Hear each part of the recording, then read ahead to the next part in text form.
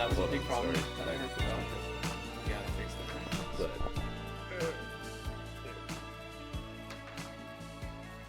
that cold snap was nutso. Oh my gosh. Here in Missoula, got down to around I think negative 22 was the lowest in Missoula. Okay. Montana did house the national low, I believe, 3 hours north of here at negative 75 degrees in the U.S. That's pretty awful, yeah. Cold. Now, no one, yeah. I was going to say no one, yeah. No, you go. Wind chill. That was the problem here. Oh, yeah. Oh, yeah, because it would only be it's like negative 17 outside, but then the wind comes through and it's negative 40-something outside. Yeah. So you can't leave the house. Nope. Beautiful time. Yeah. How did you pass the time? Well, funny enough, I was planning a road trip that weekend. Oh, to where? Because, to Taos, New Mexico. Smart. Yeah. But, obviously, that didn't happen because that was going to be awful. Yeah. With all the cold and all the snow and everything and driving, it's just going to be a big mess. So we're planning that for next weekend, which will be nice. Yes. So we ended up doing a whole lot of nothing. Yeah, it was kind of a blur.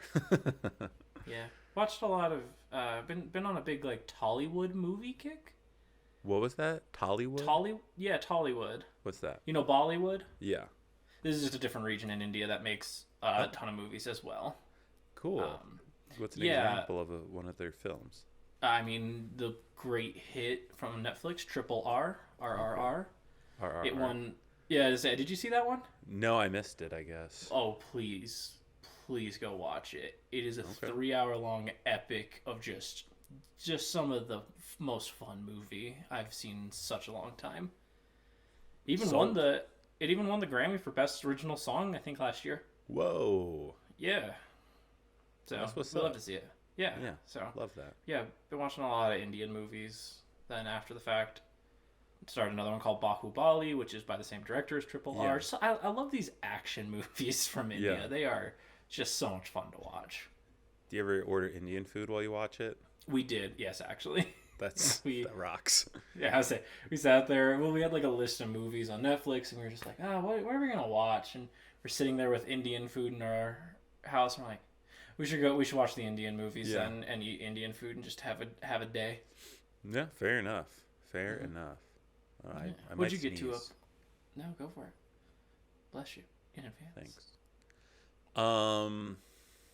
I played a lot of online pool.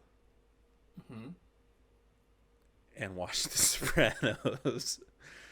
And maybe I cleaned my house. I don't know. It was just 4 days of chaos. Went for a couple walks eventually once I got pretty pent up. I think I went to work. Yeah, went to work one of the days. I would a couple of the days I guess I worked, and I would warm up my car for 15 minutes before getting in. The clutch, since it's manual, the clutch was so insanely stiff, and it took a minute. It took a second to come back up. I was like, oof. That's a fun drive. Yeah, once I warmed the truck up, it was fine. Just on that initial startup, and I had a little trouble getting the parking brake to release, but I did it eventually. I've heard of that happening, but yeah, we didn't determine who's going first today. I think I'll go first today. All right, you're going first. We're on the topic of Indian movies, Indian food. Okay. So what better to talk about than my research thesis and exactly what I've been up to? Yeah. Okay. Yeah, I'm so excited. Yeah. So I don't even know what you're up to. I know, right? I'm just a man of mystery nowadays. I love a mysterious man. Yeah. Well, thank you. But so for those of you who've been listening to the podcast, you know that I'm a graduate student here at the University of Wyoming, up here in Laramie. And my degree, the thesis degree, is in Geographic Information Science and Technologies, which is a very long-winded way of saying I use modern-day satellites and imaging processors to just look at stuff and determine what's going on. You can do it. It's very practical. You can use it in a ton of different fields of research, or just anything. Construction sites use GIS. The example my professor always says, you ever watch those old ghost hunting shows? Mm-hmm. Like, yeah. So when they're using those like thermal cameras to look for ghosts, that's also another application of GIS. So, Oh. yeah, and it's anything. You ever got a speeding ticket before? Yeah. Yeah, they use GIS to catch you with that. Um, Bastards. those radar guns are the remote sensing tools of GIS. Now, when I eat too much dairy and I get really bad gas, is that GIS? That's IBS. Oh, okay. Yes. Yes. So I mostly focus on remote sensing with imagery. That's my main field of study. Cool. So I use a lot of satellite information, drone technology, cameras, anything that's got a camera on it, I'm trying to use to find out some information. And so when it comes to India, I've been working with my advisor, and we have been coming up with a plan on how to use drones in the jungles of India to look at some plant life and determine the health of it. Cool. Yeah, and so just to give background on what part of those jungles in India, they set up like states. You know, they have different states, just like the United States over in India. And so the state I'm mostly focusing on is called Kerala. Kerala is known for having these beautiful reserves of nature that are sacred. So they call them the sacred groves of Kerala. And mostly they are religious sanctuaries that instead of, building like a big church or like a big thing, in nature's kind of the shrine itself. They do like put statues and they do put like shrines and stuff like that, but a lot of it is built to conserve the aesthetic beauty and and also the cultural like significance of keeping nature like well kept in these areas. Yeah, it's a really cool way of doing it. A lot of them are dedicated to different gods and such. A lot of them are dedicated to the god Naga, which is the snake goddess. So that's kind of the main focus for a lot of them. What I aim to do is go to a couple of these different groves because they do vary in size. Some are large tourist attractions, so you get a lot of people who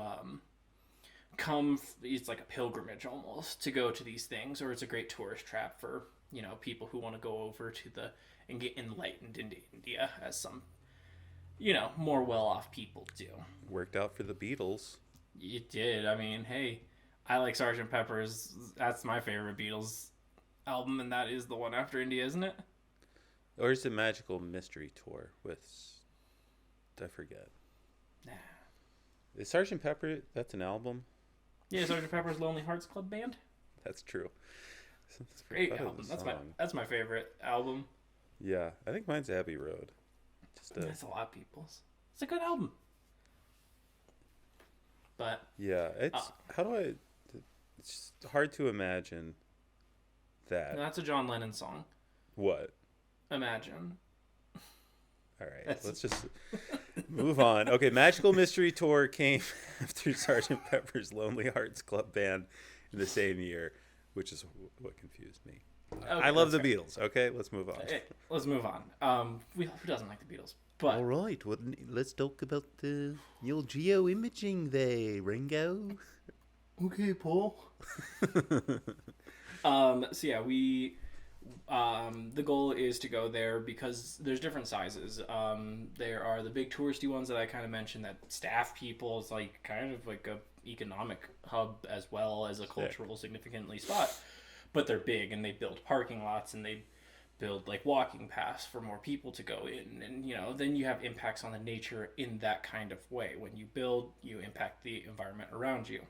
Some of the more smaller ones are just family kept, so it's been within the family for generations. Same people kind of take after it, but they're a lot smaller. You just kind of take care of your space, people come visit, do their worshiping, and that's kind of about it.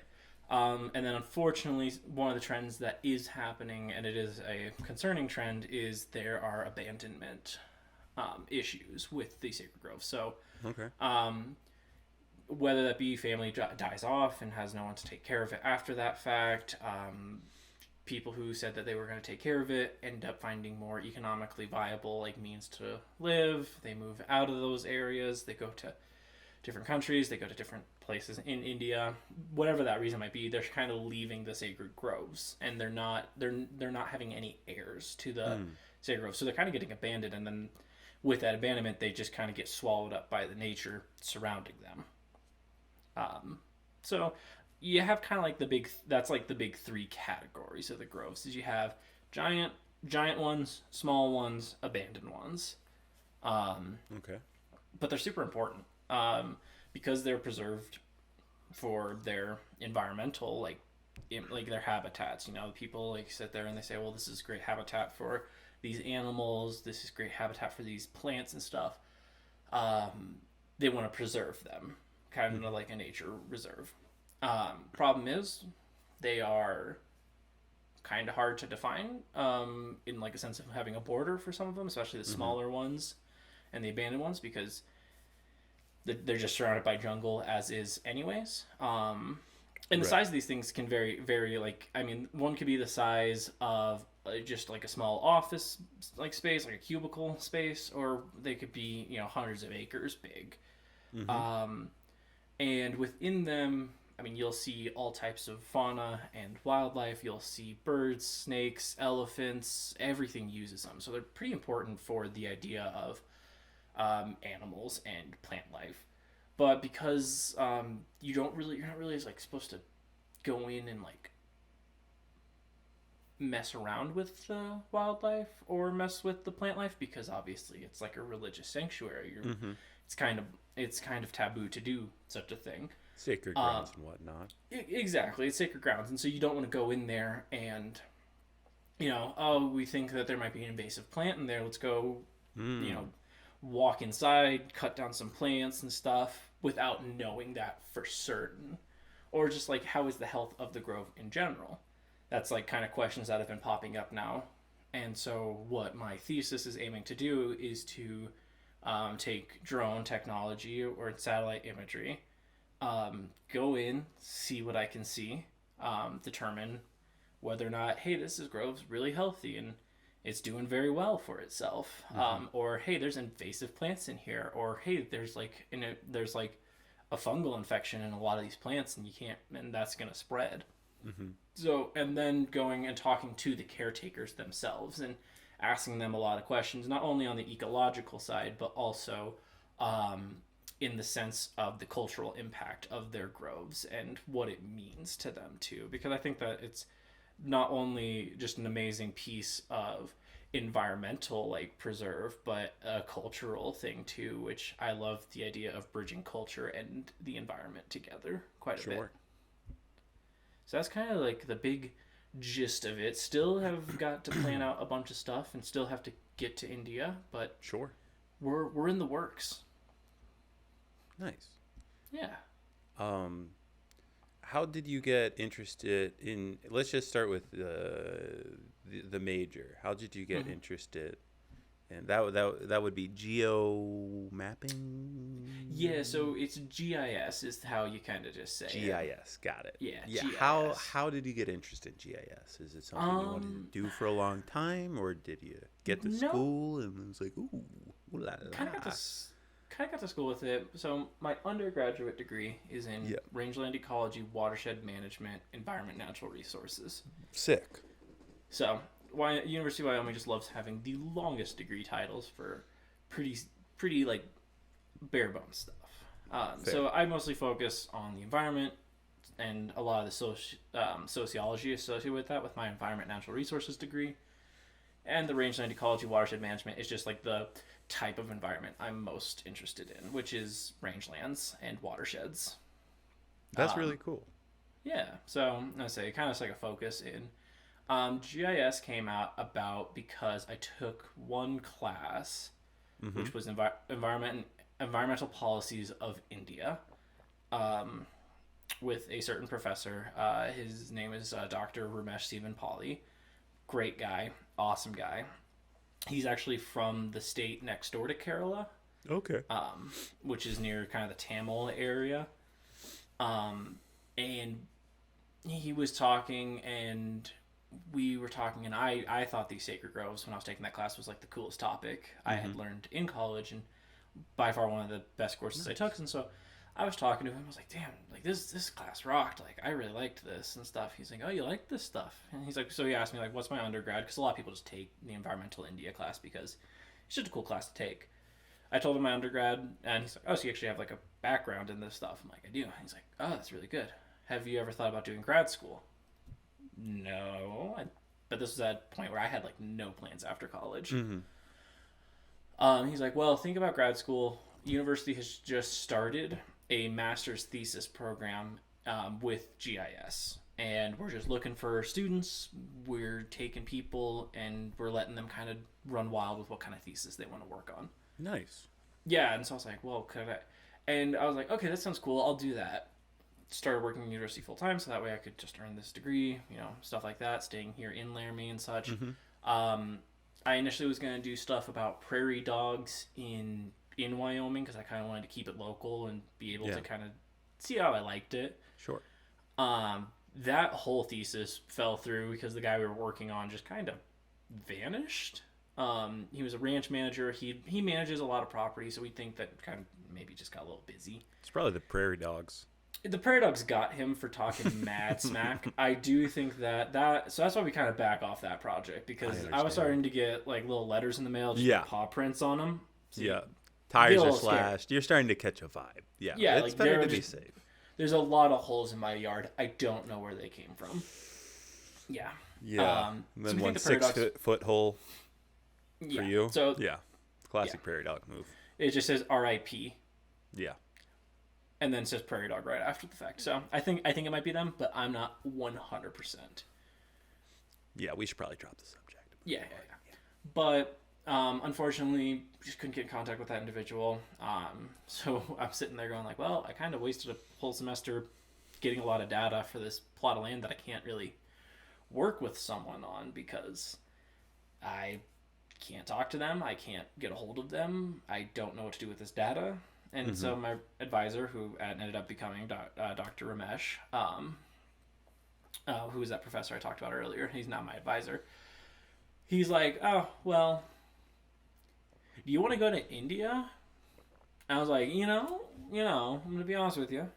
Yes, I would like to go to India. He's like, cool. Think of something you can do with GIS in India. We'll figure that out a little bit better. He's like, I have a lot of contacts in India. I'll go to India. We'll both go to India. We'll have a ball. And so I talked to him. I was like, well, those sacred groves are like the coolest thing I learned about. I liked him a lot. He's like, all right, cool. Yeah, I know a guy. So that's now where we're at is we're collecting a lot of data from stateside. So that way, once we go over to India, we can do kind of a big scope out mission. Just see them, see which ones I want to study, see which ones are the ones that are going to yield the most results. See which people are going to be the best to work with and such. And then I'll come back, compile like how to do what I want to do, and then go over there and conduct the field research myself. Nice. Yeah. So kind of just fell into place for me. Love that. So what's that process going to be like? What's A to Z in where are you at now? Definitely. So where I'm at now is we're trying to get contacts, trying to find these people who own the sacred groves or who are the main caretakers. Just so that way we can clear, hey, can we come visit? Can we do some interviews? Can we operate technology on your grounds? Because we want to get consent for, of course, sacred grounds. We don't want to, that'd just be like launching fireworks in a church and then asking the priest if it was okay after the fact. Hey, don't knock it till you try it, okay? It's a party and it's a party with the Bible, but we all know. Yeah. But so we have a person over there right now. He'll probably be on my published paper and stuff like that as well. So right now it's just conducting a lot of that kind of research, getting that preliminary stuff out the way. Then getting to India is the next step. Once we get to India, going around, traveling a bunch in the country just to meet the people, to kind of create relationships with them, scope out which ones are going to be best. Because, like, let's say there's a sacred grove that initially they're like, oh, we need to know what's going on. We want to know, but by the time I get there, they change that mindset. Maybe they figure out what's going on, or it's no longer an issue for them. So it's just kind of stuff like that where we got to figure out what's going on. Also, just a good way for me to learn the culture, to learn how to conduct myself. You know, stranger in a strange land kind of deal. Sure. Because to be honest with you, I've never left the country before. Not a once. You're going to love it. I know. So I think it'll be a really good and rewarding experience. But so it's like the first set, you know, then I come back and then I'll be going to the satellites first. So then I'll be going onto online databases. Goodness. In a rocket ship, I'm guessing, to get to Yep. No, so Neil Armstrong, he gave me the keys to the rocket, so we're going up. Nice. Thanks, Neil. Yeah. Yeah, Okay. Neil, R.I.P. Neil. Also, just side tangent. Do you know Buzz Aldrin just like fights people now if they say Yeah, the that's moon pretty landing's fake? sick. God, you know, just look up videos of Buzz Aldrin punching people because the moon landing was fake. Just a Well, good time. the sentence that just came out of your mouth was punching people because the moon landing was fake. Do you think the moon landing was fake, Boots? I do not think the moon landing's fake. Hey, I think John Carpenter did a great job, but I also know he did a great job filming the moon landing. You know, I thought it was theories that Kubrick. Oh, it is Kubrick. I thought. Yeah, because that's why he made 2001: A Space Odyssey his confession. Yes. What a good director. Anywho, yeah. So it would be going onto online databases, getting the regions I'm looking for. So when you go onto them, you get these large images because when a satellite takes a picture, they're massive. Yeah. And so I will have to go through, crop them down into the size that I want, mostly just focusing on the area that I would like. And then through kind of the wonders of GIS and satellite imagery, I can actually start filtering out data so that way I can see what I want to see. The biggest thing I would probably want to be seeing is what's known as the Normalized Difference Vegetation Index. Sure. What everybody's thinking about. Exactly. Who doesn't think about NDVI? I think about it daily. So what that is, what Normalized Difference Vegetation Index is where, you know, everything produces a color, right? Sure. Everything produces color because like that's just how light works. You know, Sure. we see blue in the water because the blue light's getting reflected back at us. You know, we see red fire trucks because the red light from the red paint is reflected off of it, and then the other colors are soaked into it. So with vegetation, plants, green is like a main color we all see. The problem is with satellites, green is pretty close to blue on the color wavelengths.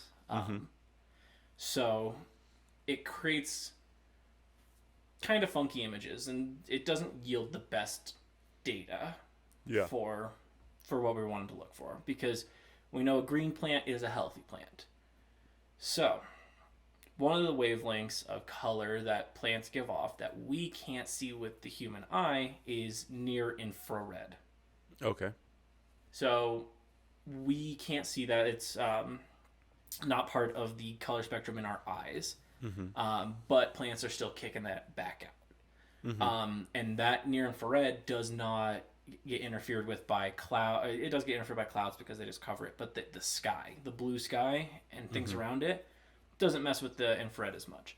So what I do with that NDVI is I find the amount of near infrared light that's getting kicked back out from the plants.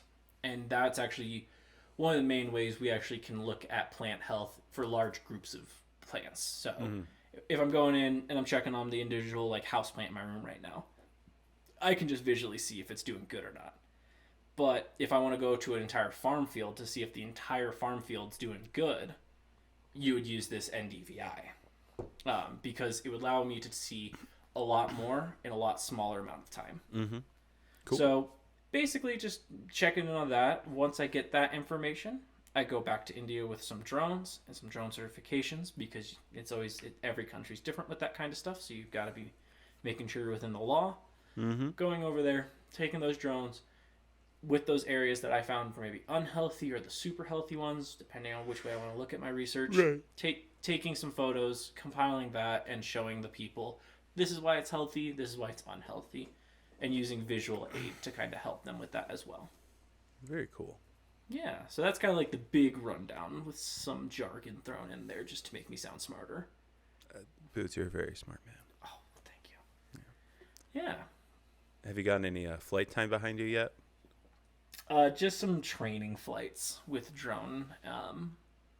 So I can do a mean figure eight with my drone because I don't have a drone, but if I had one, I could do a mean figure eight. Just a lot of flight practice for stuff and taking that kind of test, but I still need to do a lot of the practical laws around flying drones, which is basically I have to take a big aviation class. Yeah. So, yeah, that's kind of where I'm at with that. So hopefully soon. Have you done some drone photography? Yeah, I've got Mr. Photo Man here. I've gotten some drone stuff under my belt. Not a ton. Cool. I've never really made it past. I mean, I guess I have done some back when I worked for Rowan University, but mostly it's just been practice and enjoyment. I'd love to do more of it. It's a lot of fun. It does seem like a lot of fun. Yeah. I broke both of the joysticks on my controller, so it still works, but I tried to order new joysticks, and they were the wrong ones. And then I was like, I give up for now. We've all been there. Yeah.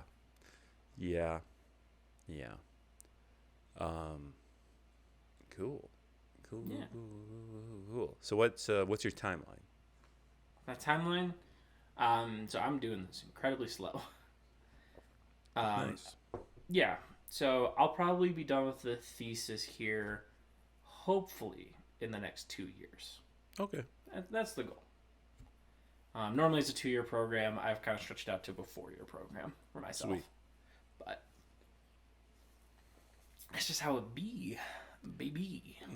Now, are you taking like classes right now?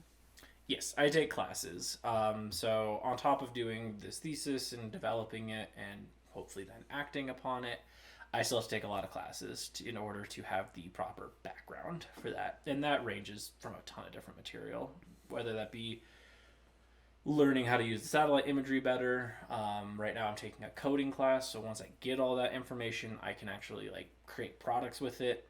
That because what happens is like you're going to create thousands and thousands of data points, and you're going to use a ton of that. It's kind of a pain to do that all by hand. So instead, if you can do coding, then you can actually create products for that. So that's kind of what I'm doing this semester. Nice. Yeah, so just kind of doing that. Yeah, half of it's classwork, and then the other half is normally all the thesis work and defending the thesis in front of a committee and such. So in about 2-ish years, you want to go off to India? Is that kind of the plan? Hopefully this year I get off to India for my year. Yes, For the this year preliminary trip. for my preliminary trip, which will be just 10 days going over there, learning how to conduct myself and finding the right spots. Then hopefully a year in between, and then the next year I can go out and just do just a ton of field research and compile all my data. Cool. Yeah. And what time of year do you plan to go? So I'm hoping I can get there in the spring or the fall. Cool. Or the winter. Just basically miss the summer. Yeah. One thing about raining. Yeah, so the part of India that I'm going to is on the southern coast. So the monsoon season just gets wild over there, and it rains all the time. The drones wouldn't be able to fly, all that kind of good stuff. So I have to account for a lot of weather in what I'm doing there. So hopefully I just miss the monsoon season. That's the big goal here. Now, this might be a big question considering you're just in your first year, but what is the application of this project and discipline post-grad for you going to look like? Post-grad, hopefully will get me into a doctorate program, so that way we can have Dr. Boots on the podcast. I'm in. Yeah. So yeah, the goal is, and the main goal is I want to be a professor. That's like the big goal for me. I want to do higher education. I think it's valued me a ton I know a lot of people who benefit from it, and I want to make some impact. Some things I see in higher education I'm not the biggest fan of, and hopefully, I know it's a bit bold to go, well, maybe I can do something to change it, but maybe if I make just a little bit of impact in like a handful of people's lives, that's just it for me. That's the main goal. Yeah. So, yep, get a doctorate in anything. Hopefully, maybe I could do a GIS doctorate. If not, just another environmental field. Because I know a lot of professors actually don't really go to school for higher education. Some do, some don't. Just depends on how good they are at teaching. Besides the fact. So hopefully I can just do that, continue with the research, and maybe then go on to teach remote sensing / GIS / environments. Cool. Yeah, because I just love the environment. I love outside. Get these kids outside. Get these kids outside, and include me in that group of kids to put outside. Yeah, you go outside. Take pictures with satellites. See you later. Take pictures. I do take pictures. Yeah. They're not as pretty as your pictures, I will say. That's a big part. No, you're sweet. No. Well, that's cool. Yeah. So that's kind of the background on Boots there with the current situation. Nice. But yeah, it's just fun. I've ended up really enjoying it, and if the professor plan doesn't work out, GIS can be used in 1,000 other ways. So I'm never short on employment, which is nice. Fantastic. Yeah. So I encourage people to maybe look into it if they don't know what they want to do. Love it. Well, cool. Is there anything else you want to add? No, just keep on keeping on. Keep it on. Keep on. Keeping on.